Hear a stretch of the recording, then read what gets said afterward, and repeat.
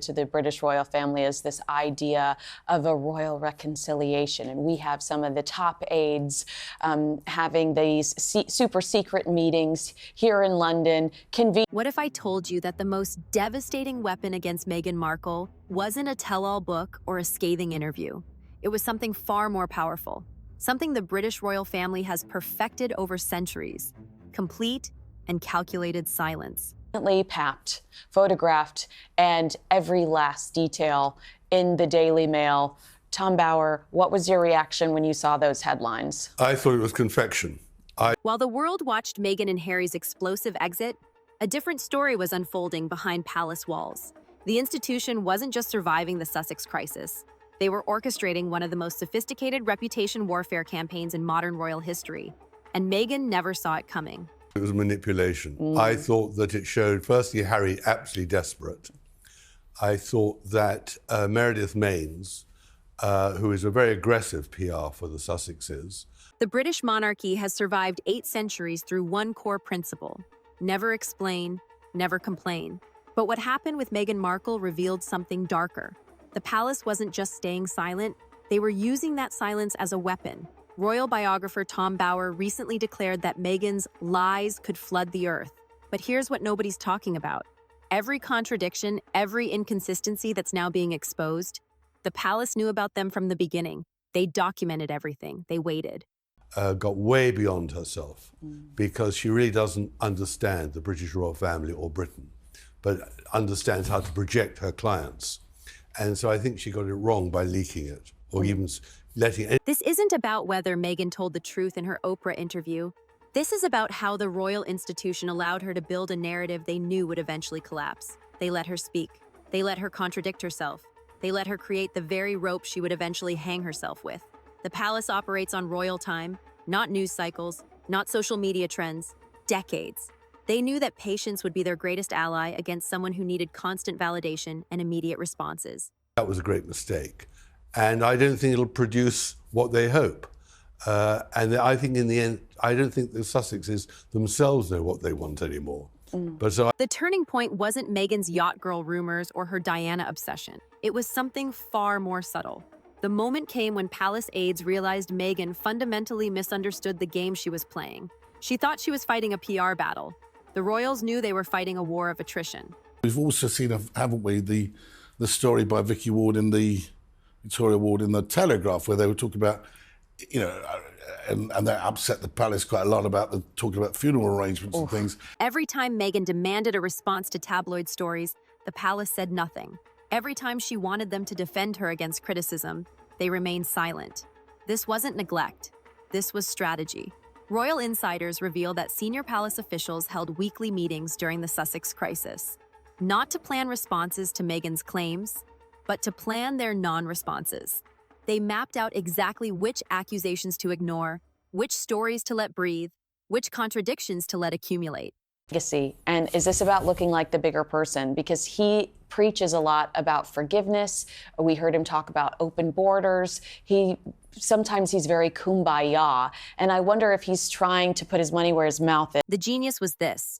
They let Meghan become her own worst enemy. While she fought against tabloid narratives, she was actually fighting against herself. Each interview, each documentary, each public statement created new inconsistencies with previous statements. The palace knew that silence would force Meghan to fill the void with more words, more explanations, more contradictions. They turned her need for control into her biggest weakness. You know, because how can we take him seriously when he's meeting with Ukraine and Trump and trying to make peace as a global leader when he's not even at peace with his son? Well, I think I disagree with you about that because Charles, when he was the Prince of Wales... What nobody expected was how quickly Meghan's narrative would begin eating itself alive. The more she tried to control her story, the more questions emerged. Take the Archie title controversy.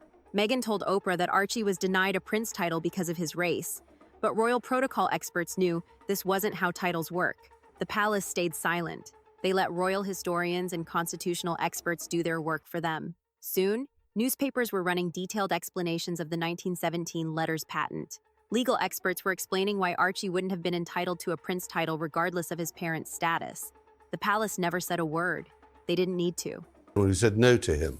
So he's a man who hates confrontation. and he has no forgiveness for people who don't agree with him. So I think the whole thing with Harry is it's guilt. I mean, it's guilt as a result of the divorce, the relationship with Diana. This pattern repeated everywhere. Meghan's claims about not Googling Harry, her story about meeting the Queen, her account of the wedding preparation tensions. Each time, the palace's silence created space for others to fact-check, to question, to investigate. The psychological pressure was immense.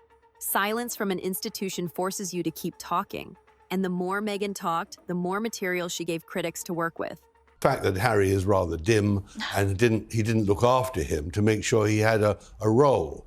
But more, it was neglect as well in his teenage years when he was chasing Camilla and all the rest of it. Club H. Royal aides even had a term for this strategy: strategic non-engagement. They knew that responding to Meghan would elevate her claims to official royal discourse. Staying silent kept her allegations in the realm of celebrity gossip. The cruel genius was that Meghan's Hollywood instincts worked against her. In entertainment, silence means you're losing the narrative. In royal protocol, silence means you're above the fight. Yeah. Well, I must trusted. Say, Rob, when Harry made that dash to London, when the King revealed his cancer, to my surprise, Camilla was in the room for the 30 minutes. And she was there to make absolutely certain that Harry... That's true. You don't think she was there? No, I don't. In fact, I'm pretty certain she was. The emotional climax came when Meghan realized she was fighting alone, not just against the tabloids, not just against royal protocol, against her own words. Tom Bower's recent revelations about Meghan's yacht girl past and her Diana obsession aren't new information to palace insiders. They've known these details for years. The question is, why are they surfacing now? Because the palace's silent strategy has reached its endgame. They've allowed Meghan to build a public persona so riddled with contradictions that any new revelation seems credible by comparison. When Bower says Meghan uses her daughter as a shield for her marriage problems, it resonates because people have already questioned her credibility elsewhere.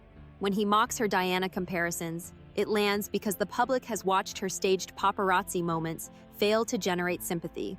The palace never had to destroy Meghan's reputation. They just had to let her do it herself. Every Netflix documentary that felt overproduced, every interview that revealed new inconsistencies, every photo opportunity that seemed calculated rather than authentic. The royal family understood something Meghan didn't. In Britain, authenticity isn't performed. It's assumed until proven otherwise, and once it's questioned, it's nearly impossible to restore. The devastating truth is that the palace's silence wasn't passive. It was the most active strategy they could have chosen. They weaponized their own institutional patience against someone who needed immediate gratification and constant validation. Now we're seeing the consequences of this long game. Meghan's brand isn't just struggling, it's being systematically dismantled by her own contradictions. Her Spotify deal ended. Netflix is reportedly cooling on Sussex content. Hollywood elites who once courted her are now maintaining careful distance. But this isn't market forces at work. This is the delayed impact of the palace's silent strategy. Every platform that gave Meghan a voice expected her to deliver royal secrets, intimate details, exclusive insights. Instead, she delivered contradictions, stories that didn't align with previous stories, claims that royal experts could easily debunk. The palace knew this would happen. They knew that Meghan's value to media companies was based on her royal connections and inside knowledge. But they also knew that the more she shared, the more she would reveal the limitations of what she actually knew. By staying silent, they forced her to fill content deals with speculation, emotion, and increasingly desperate attempts to remain relevant. They let her exhaust her royal material without ever directly challenging her right to use it. The most brutal aspect of this strategy is how it's isolated Meghan from Harry. Palace sources suggest that Harry's recent solo appearances aren't coincidental. They're evidence that even he recognizes the damage to his wife's credibility. The long-term effects of the palace's silent strategy extend far beyond Meghan herself. They've established a new template for how the monarchy handles existential threats. Instead of engaging with critics directly, they've proven that institutional patience can outlast individual narratives. They've shown that in the age of social media, the most powerful response might be no response at all. This approach is already being studied by crisis management experts worldwide. The idea that you can defeat an opponent by letting them defeat themselves.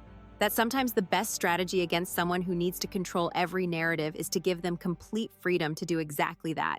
Meghan's current situation proves the effectiveness of this approach. Her attempts to control her image have made her seem inauthentic. Her efforts to generate sympathy have made her seem calculating. Her desire to be seen as Diana's successor has made the comparison seem ridiculous. The palace achieved something remarkable. They made Meghan Markle irrelevant without ever directly attacking her. They let her make herself irrelevant through her own contradictions and desperation for control. Future royal challenges will likely be met with similar strategies. Let critics speak until they contradict themselves. Let opponents exhaust their credibility through overexposure. Let time and institutional patience do the work that direct confrontation cannot. The universal lesson here isn't about royal protocol or celebrity culture. It's about the power of strategic silence in an age of constant noise. We live in a world where everyone feels compelled to respond immediately to every criticism, every accusation, every slight. The palace's handling of Meghan Markle proves that sometimes the most powerful response is no response at all. This strategy works because it forces your opponent to argue with themselves. When you don't engage, they have to keep talking to fill the silence. The more they talk without getting responses, the more desperate and contradictory they become. The royal family understood that Meghan's greatest weakness was her need for validation and control. By refusing to provide either, they made her increasingly frantic in her attempts to generate both. This desperation is what ultimately undermined her credibility more than any direct attack could have. In our hyper-connected world, silence has become the ultimate luxury and the ultimate weapon. The palace's victory over Meghan Markle proves that in the battle for public opinion, sometimes the side that speaks least wins most decisively. The institution that has survived for centuries did so again, not through force or direct confrontation, but through the patient application of strategic silence. They let time and truth do their work while Meghan's words did hers.